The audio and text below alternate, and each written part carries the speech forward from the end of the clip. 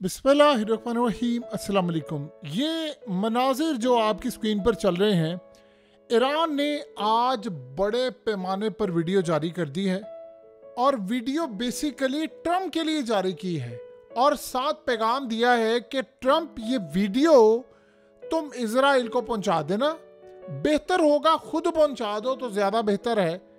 इस सूरत हाल में उन्होंने बताया है कि एक दफ़ा इस वीडियो को देख लेना हम पर हमला करने से पहले कि हम तुम्हारा क्या हशर करेंगे, अमेरिका का मिडल ईस्ट में क्या हशर करेंगे, और उसके बाद अमेरिका को छोड़ो हम इजराइल का क्या हशर करेंगे। याद नहीं है तो ज़रा पिछला हमला देख लेना। तुम लोगों का डिफेंस सिस्टम था और ये सारी सूरत हाल। ये असल में उन्होंने अंडरग्राउंड मिसाइल की बेस दिखाई है।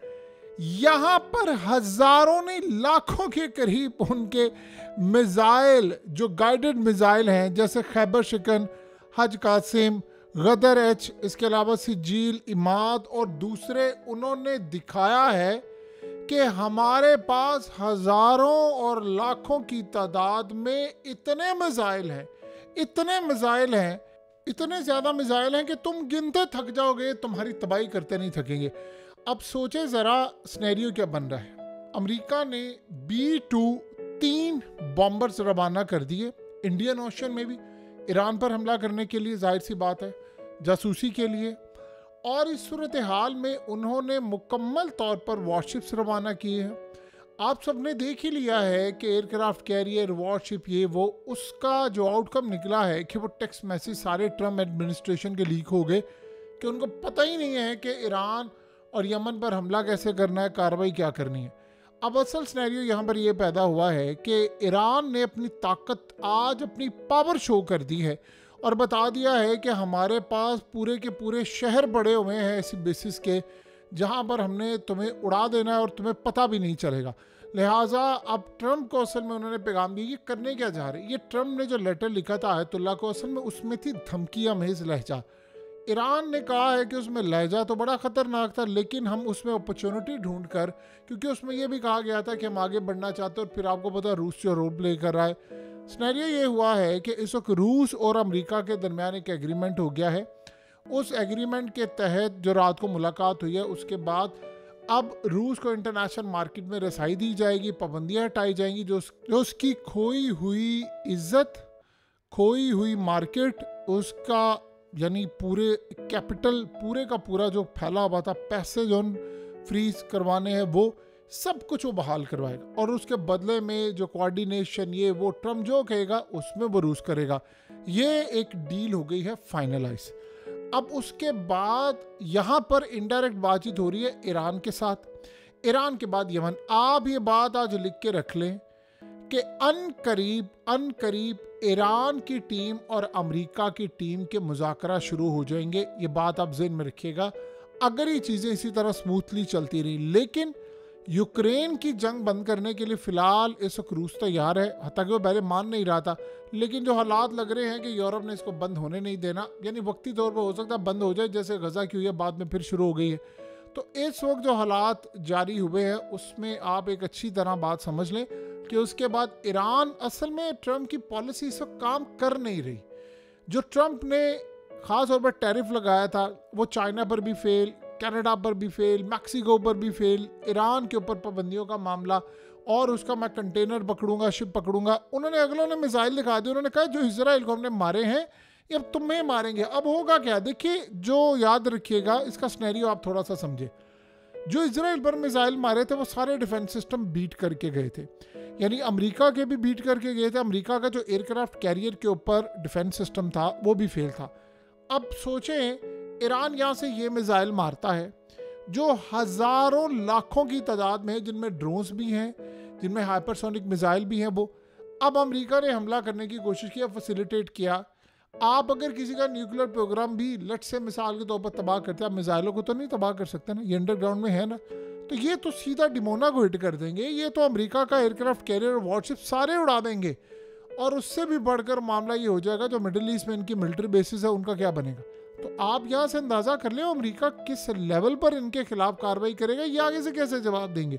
तो क्या सारी सूरत हाल में आपको नज़र आ रहा है कि किस लेवल पर मामला ख़राब है। एक चीज़ तो ये होगी जो अगला मरहला है वो उससे ज़्यादा ख़तरनाक है कि अमेरिका अगर हमला करता है तो उसके बाद फिर मिडिल ईस्ट की कंट्रीज़ को अमेरिका को निकालना पड़ेगा, फिर वो कोई रास्ता नहीं बचेगा। और रही बात इजराइल की, देखिए आप जो मर्जी कह लें, इजराइल एक बड़ी ताकत है, फलाना है, ईरान के इन मिसाइलों का, इन ड्रोन्स का कोई तोड़ नहीं है किसी के पास।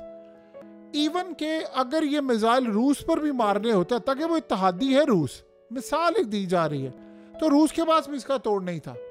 क्योंकि दुनिया के अंदर डिफेंस सिस्टम जितने भी हैं, चाहे वो रूस के पास है, चाहे वो अमेरिका के पास है, ईरान के अपने पास है, या इवन के इजराइल के पास है। चाइना का चूंकि अभी तक किसी ने देखा नहीं, जिस लेवल का काम है उसकी कभी लड़ाई हुई नहीं, तो अंदाजा नहीं। ये सबके डिफेंस सिस्टम फेल हो जाते एक हद तक। अगर यूक्रेन 200-250 ड्रोन्स मारे तो रूस के आप देख लें फेल हो जाते हैं। उसकी रीज़न क्या है? जितने मर्जी डिफेंस सिस्टम लगे हो, आप 500-600 मिसाइल को, ड्रोन्स को नहीं रोक सकते। अब उनके पास, जो ईरान के पास कैपेसिटी है वो इतनी ज़्यादा है कि कोई डिफेंस सिस्टम दुनिया का काम नहीं करता इनके मिसाइलों के आगे। ये इतनी खतरनाक टेक्नोलॉजी, आप बताएं अगर ये टेक्नोलॉजी में खतरनाक ना होते, रूस कभी जिंदगी में ईरान से मिसाइल लेता, वो हमेशा उस मुल्क का असला लेता है, क्योंकि वो खुद असला बनाने में माहिर है, जो टॉप क्वालिटी का हो। आज ईरान के मिसाइल जाकर हिट होते हैं यूक्रेन में, आज उनके ड्रोन्स हिट होते हैं, वरना रूस इस जंग को इतनी आसानी के साथ नहीं जीत सकता था। यही सूरत हाल नॉर्थ कोरिया की है। तो यहाँ पर इनका जो मामला है ये तो बड़ा क्लियर हो चुका है कि किस लेवल पर जाकर ये काम करें। देखिए पुतिन कोशिश कर रहा है कि ईरान और ये सारे मामला तय हो जाए। आज के बाद एक चीज़ तो आपको नज़र आएगी कि रशिया और अमेरिका के एग्री होने के बाद एनर्जी फैसिलिटीज़, ये वो, यूक्रेन की जंगबंदी, आपको नज़र आएगा ईरान का मामला भी क्लियर होगा आने वाले वक्त में, और यमन का भी क्लियर होगा, अनटिल के एक बड़ी जंग छिड़ जाए। अब देखिए अमेरिका के पास कोई रास्ता नहीं है, यमन के आगे घुटने टेकने पड़ेंगे, और टेक दिए हुए हैं उन्होंने ऑलरेडी। आप ये सोचें जो मैसेजेस आज लीक हुए उसमें क्या था? उसमें ये बात थी ना कि अमेरिका खुद ये कह रहा है कि भाई हमारा क्या लेना देना है रेड सी के अंदर, हम तो सिर्फ 3% यहाँ से हमारा सामान जाता है, 40% तो यूरोप का जाता है, तो यूरोप इसको रोके, हम क्यों रोके? तो यमन की जंग से वो निकलने की कोशिश कर रहे हैं। उनको लग रहा है यार ये हमारे गले पड़ गई है। असल में अमेरिका जो मिसाइल मारता है उसकी कॉस्ट बहुत ज़्यादा है, और अमेरिका ने जो मिसाइल मारे थे ऑलरेडी, वो और भी ज़्यादा उनके लिए मसला पैदा होता है। अमेरिका के मिसाइलों का सिनेरियो भी बिल्कुल डिफरेंट है कि पीछे उनके पास वो प्रोडक्शन नहीं है, ऑलरेडी जितनी चाहिए होती है उनको उतना नहीं है। तो कुल मिलाकर अगर इस सूरत हाल का जायज़ा लें तो अमेरिका ईरान के सामने अब खड़ा नहीं हो सकता। ये नज़ारा हमने लास्ट टाइम हमले में देख लिया था, सारे डिफेंस सिस्टम फेल हो गए थे। अब आप एक मिनट के लिए सोचें, ये इनके एयरक्राफ्ट कैरियर को अभी तक यमन ने देखा ना, वो मिसाइल मारते हैं फलाना, वो ज़रा लो कैपेसिटी का है, इन्होंने मारा, अमेरिका नहीं रोक पाएगा। एक हमला, सिर्फ एक हमला याद रखिएगा 20-25 अरब डॉलर का नुकसान कर देगा अमेरिका का। इजराइल का कितना नुकसान किया, उनके F-35 को हिट किया, निवातम बेस को हिट किया। ईरान ने अभी याद रखिएगा जो हमला किया था पिछली दफ़ा वो फुल कैपेसिटी में नहीं था। आज उन्होंने बताया है कि हमारी कैपेसिटी क्या है, और एक बात याद रखिएगा, ये जो दिखाया है ये सिर्फ 1% है, उन्होंने बाकी दिखाया भी नहीं है। बार बार ईरान का ये कहना कि हमारे पास एक ऐसा मिसाइल है जो दुनिया में किसी ने नहीं बनाया। कुछ लोग कहते हैं जी प्लाज्मा टेक्नोलॉजी है जो हीट पैदा करती है और वो EMP से ज़्यादा खतरनाक है। वो इतनी खतरनाक है कि सिर्फ एनर्जी भेजनी है एक जगह से दूसरी जगह, ईरान को हमला करने की ज़रूरत ही नहीं, और वहाँ सारी तबाही हो जाएगी। यानी बैठे बैठे पूरे का पूरा इजराइल, इनके डिफेंस सिस्टम, इनके सारे के सारे मिसाइल, तमाम चीज़ें तबाह हो जाएंगी। तो आप बताइए कि सूरत हाल में ये अभी तक कह रहे हैं, लेकिन कंफर्म नहीं अभी हो पाया क्योंकि अनवेरीफाइड है ना, दुनिया के अंदर इस बारे में अभी किसी ने बताया, ईरान ने खुद नहीं बताया।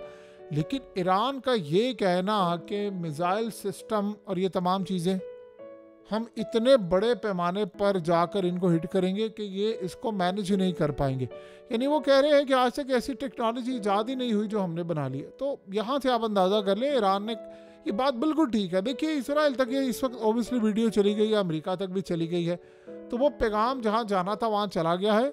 रूस कोशिश कर रहा है कि अमेरिका की लड़ाई ना हो और इस मामले को यहीं पर ठप कर दिया जाए। देखिए ट्रंप की पॉलिसी है, लेकिन जो ट्रंप ने ये हरकत की है ये गज़ा वाली, अभी आप सोचें ट्रंप के साथ सिनेरियो क्या हो रहा है। जो मुआशी प्लान था वो सारे का सारा इस वक्त बर्बाद हो रहा है। वो सारा जो प्लान किया था, वो टैरिफ लगाना था वो चाइना पर, वो टेस्ला अपनी उनकी बर्बाद हो रही है। आप सोचो चाइना ने सारी मार्केट कैप्चर कर ली है, कनाडा उनसे संभल नहीं रहा, इंडिया उनसे नहीं संभल रहे, उसके अलावा यूरोप नहीं संभल रहा, मैक्सिको भी नहीं संभल रहा, तो ट्रम्प की जो अपनी पॉलिसी थी वो भी नहीं संभल पा रही।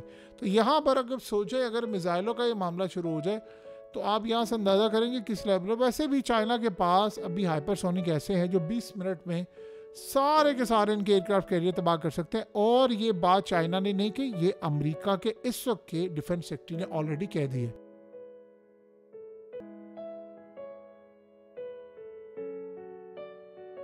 हकीकत टीवी को सब्सक्राइब करना मत भूलें, वीडियो को लाइक करें, शेयर करें और कमेंट सेक्शन में अपनी राय का इजहार ज़रूर करें।